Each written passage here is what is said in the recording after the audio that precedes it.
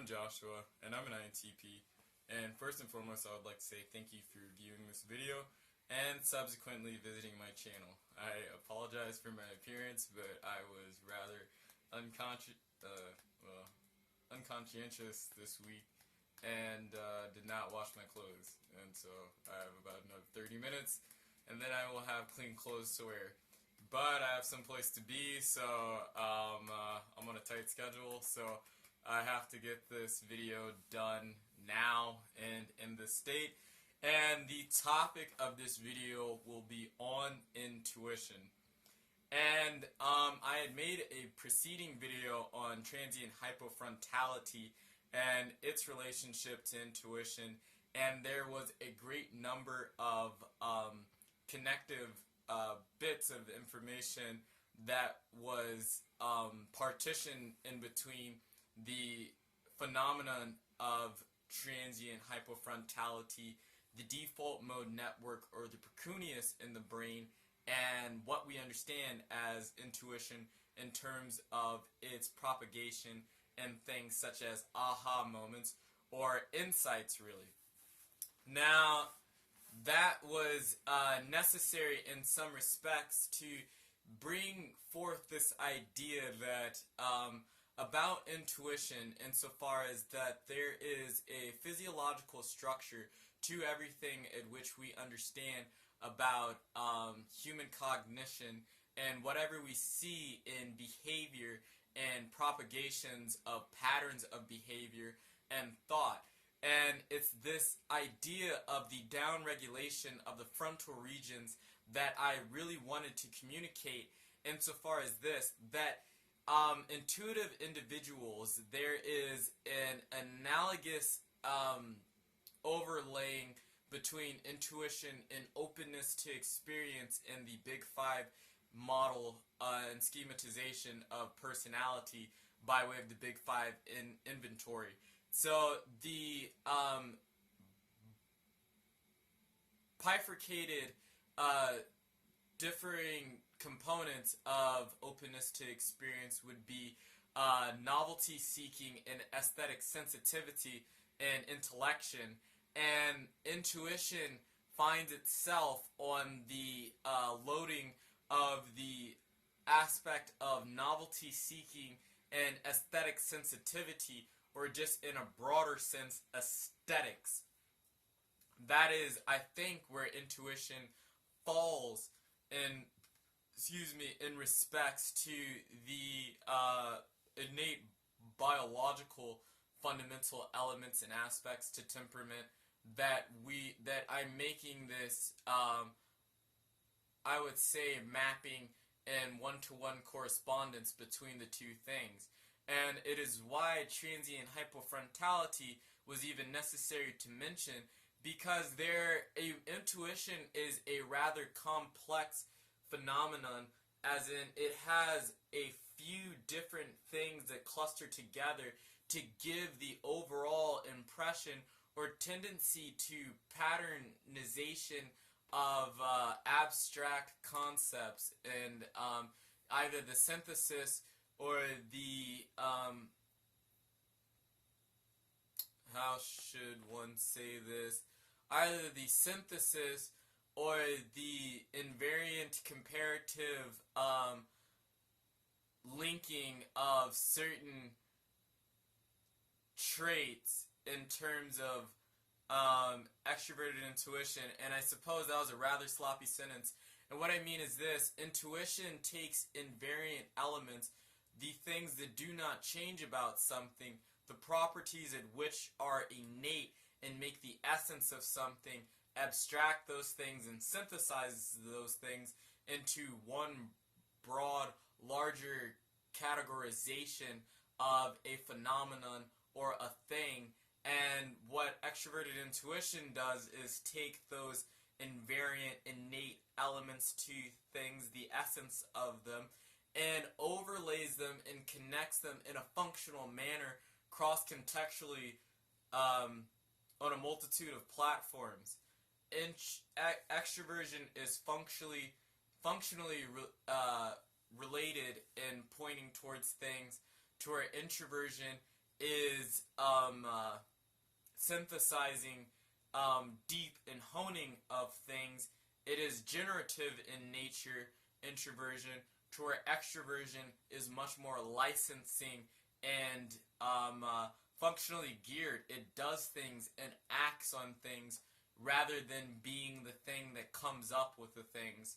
And so the very real propagation of these two things are by way of a symphony of differing neurological phenomena in things that we understand about the brain that come together to give the appearance of a single type of behavior. They're emergent phenomena that are not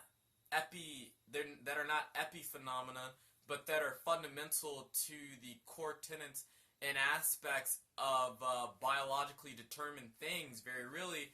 And transient hypofrontality, in this sense, is that intuitive types tend to experience transient hypofrontality, which with a greater regularity than sensing types. It's not to say that sensing types cannot experience transient hypofrontality, but that sensing types only experience that mode of processing of information whenever it is that they sleep, or whenever it is that they're in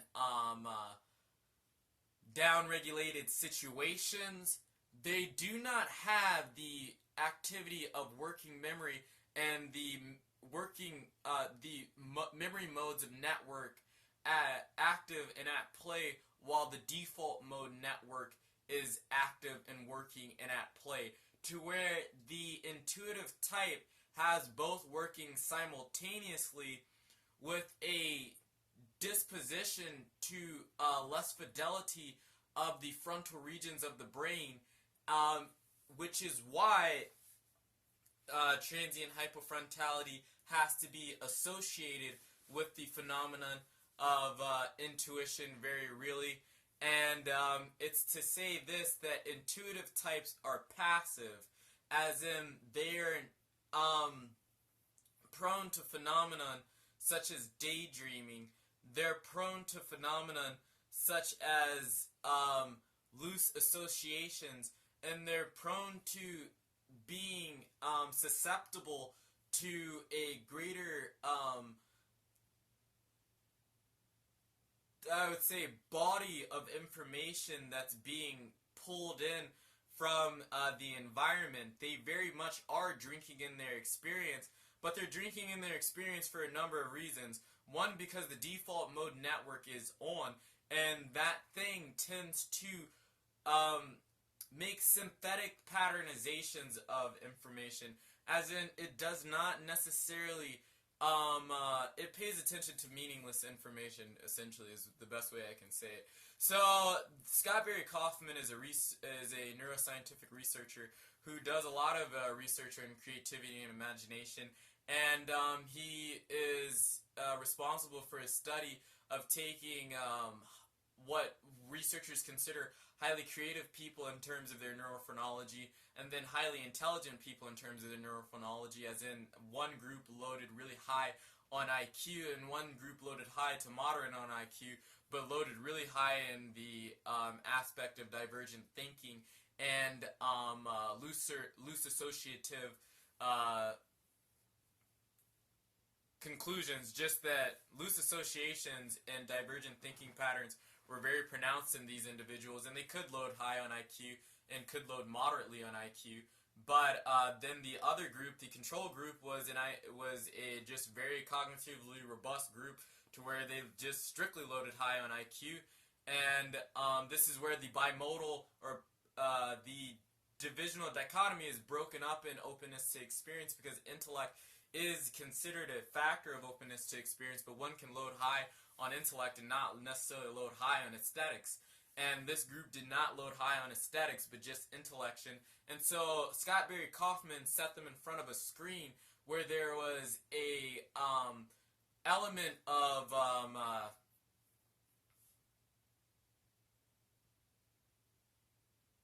there was a pattern that these individuals were supposed to be able to make out. The pattern was in the white noise and the spaces in between the seemingly unimportant white noise that was in the background of this amorphous screen with a lot of fuzz per se that was kind of changing colors. So, not in colors, but in terms of a spectrum, like the old TVs that had antennae to them, as in there's the fuzz, and then you have the different lines and patterns of radio waves propagating through that thing that gives it different coloration and things. Well, this was controlled for in the experiment, as in it was producing a type of pattern per se, and they were supposed to pick out what was significant in causing the change. The highly intelligent people, or the people that loaded strictly high on IQ, could not pick up the white noise, because white noise is meaningless information. There's nothing necessarily that's supposed to be directly or causally linked between something like white noise and the changes that are happening within the physical reality per se. It's just that the people who were high in openness or aesthetics, who had the default mode network active, do make connections to meaningful information and seemingly meaningless information, as in they take leaps in their associations, and this is necessary for intuition. And the difference between people who are intuitive and who can be highly intelligent, and people who are highly intelligent and not intuitive, it's not necessarily just that intuitive types of individuals are highly intelligent, but sensing individuals can be highly intelligent. But why you can have stringent and strict, stultified and non-creative intelligence is because intelligence is fairly independent of creativity, or just this tendency to be have this dimension of aesthetics in one's personality, and the activation of the precuneus in times of activity that is not necessarily within sleep or REM sleep or the dreaming cycle. Just that intuitive people are daydreamers or active dreamers. They're active dreaming sleepers in reality.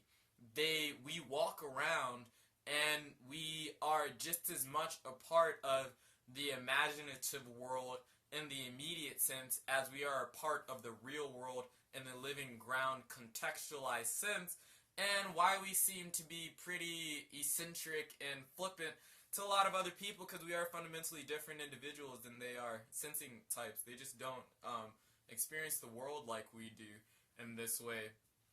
But this is the reason, and what really, I think the reason I mentioned that, more so why I mentioned that experiment, is to say this, that intuition is concerned with association and causal patterns. So associations by way of causal patterns, it will say X causes Y because of something that is not readily apparent. It's why people talk about intuition and the impressions it receives from objects. It's to say that the sensing type looks at the lamp and takes and sees the makeup of the lamp and sees this makes this and that makes that. But there is there are particles and particulates of dust per se that are revolving around the that are made known, I suppose, by the propagation of the photons in yellow light that's coming from the thing, that an intuitive type is going to look at and see that its shifts and its changes are creating different impressions in the way that the shadows appear on objects and things, that it's not just the light and not just the things around the light, but even the dust in the air that makes the way the shadows appear, and the phenomena of shadows in some respects in the way that we see things, that the light is bouncing off these particles in the air and it's creating different things. But intuition picks that up. Sensing doesn't pick that up, because who the hell cares about the dust floating around the light? What the hell does the dust have anything to do with the light and the shadow? It's just that intuition will say that something is meaningful even if it does not readily seem meaningful, because the meaningful bits of information is not necessarily associated with the object, but the things around the object related to the object, and the way that the object can be connected to other things like itself are not necessarily immediately like itself. And it's by way of the default mode network and the downregulation of the frontal regions that the intuitive type is like this, insofar as that we do not have necessarily, we can and we cannot. It's interesting when I look at it in my own thoughts that I can be very stringent and analytical with them, and discerning and censoring with information. I can have a strong censorship to what I allow to come in and what I don't accept, but very rarely I pick up almost any and everything. It's just that this is also why I think that memory and imagination have their connectivity with this, as in you get the default mode network, a downregulation of the frontal regions, and a tendency to create different strands of association with one's memory. So, dreams essentially are the restructuring of memory, very really. And this is interesting that the default mode network is on when the intuitive is awake and when they're asleep, because what I think intuition does is, as actively as it does it in sleep, it does it passively in the waking time of when one accesses a memory. They by necessity, and we don't really know why, at least I don't know why, and I'm not been able to find anything where I could to read they could tell me why, but memory is not static and it's not fixed. That's why it's not necessarily reliable in testimony per se. As the moment you access a memory, the mind starts acting on it and connecting other associations with it. The associations that it connects with that memory and sort of constructs up that memory with is not apparent in why it does it. It's like in the way that it does. It's like it creates categories and abstractions. It will make that abstraction, and why we make the groups of abstractions we do seems to roughly come down to functionality in terms of survival and invariant characteristics to something. It's really weird. Intuition is very much housed in a part of this, as that the part of invariance or the part of functionality can take and outweigh one another in terms of the restructuring of memory, very really. But I think when it's in terms of the invariance, you have introverted intuition, and when it's in terms of the functionality, you have extroverted intuition. This tendency for the brain to not have a strict upholsion to sensory phenomenon, but what can be imbued in sensory phenomenon and can be constructed with it by way of the sort of just abstract elements to a thing. That's the only way I can come up with. The reason I say it's abstract is because what makes a house a house? You watch a kid draw a house, and there is no house in reality that is like what the child is making, but very really it has, at least in a room, there is a